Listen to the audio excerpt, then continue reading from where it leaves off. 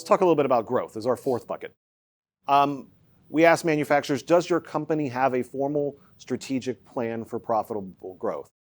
A year ago, the manufacturing community was evenly split. 49% said they did have a strategic plan, 49% said they do not.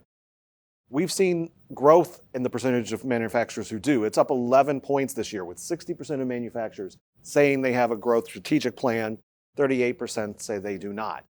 And the growth has occurred with manufacturers of all sizes.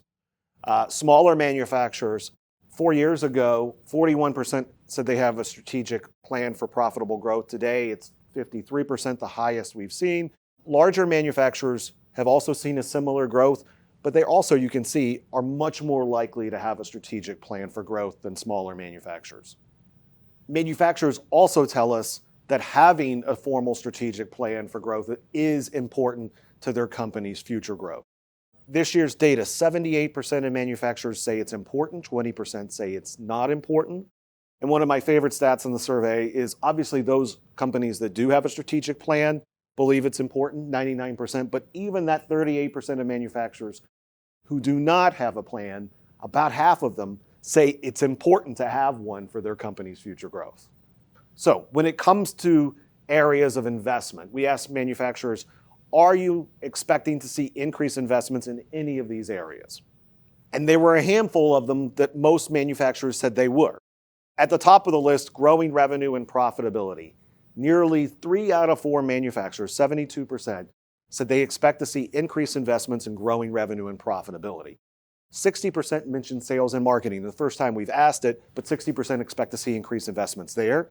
Maximizing productivity, employee development, expanding sales within the United States, and employee training, all above 50%, meaning most manufacturers said they expect to see increased investment in those areas. What we've seen change over the last year, in particular where we've seen increases, growing revenue and profitability, up 11 points from last year. Employee development, up 6 points. Workplace and company culture, up 5 points. And data and cybersecurity, 8 points higher this year in terms of an investment area than it was a year ago. What are 2 of the 3 most important drivers of your company's future growth? This data has been pretty consistent over the last couple of years. At the top of the list is finding new customers and markets. 57% of manufacturers say that one of the most important drivers of their company's future. And then workforce issues. Keeping qualified employees, 47%. Finding and attracting qualified employees, 45%. These 3 issues are the most important drivers of companies' future growth. For the first year, we asked about sales and marketing. And thankfully we did, since it was 60% who expected to see increased investment in that area. We asked companies, how much are you investing in sales and marketing? 18% tell us a significant amount.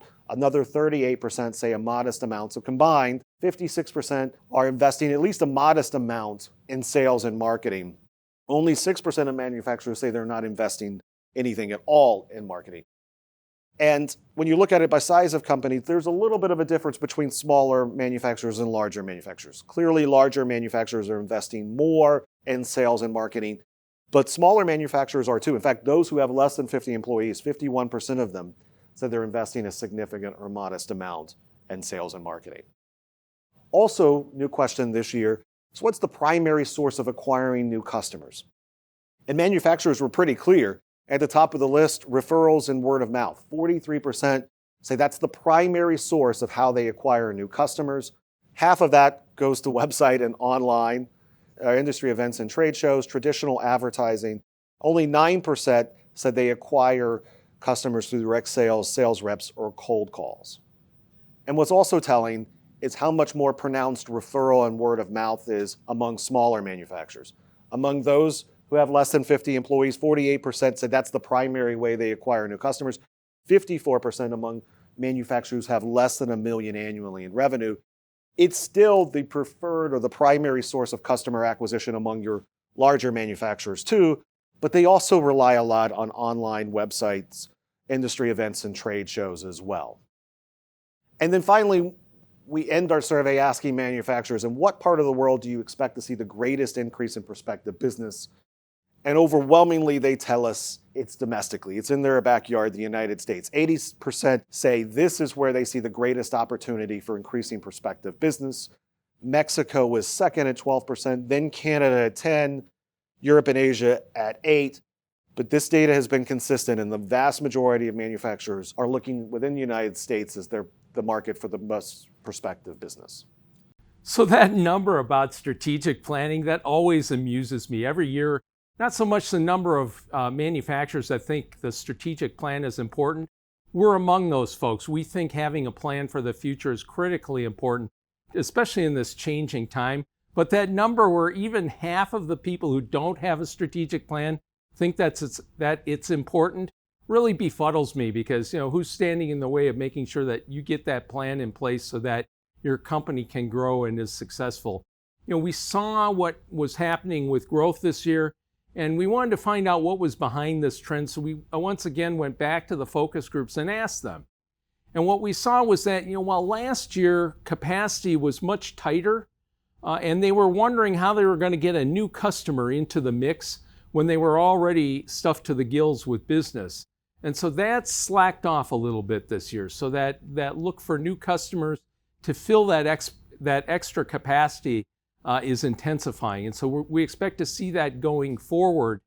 The other thing that was really surprising to me was that word of mouth number. 47% of manufacturers say they get their new customers from word of mouth. And we tested that out in the focus group as well. And they absolutely confirmed that where they get the biggest bang for their buck is when they're focusing in on referrals from customers, referrals from suppliers, and referrals from people who just know them in the marketplace. So something that we're going to be thinking about a lot this year and how we approach the market, and I'd encourage you to do the same thing.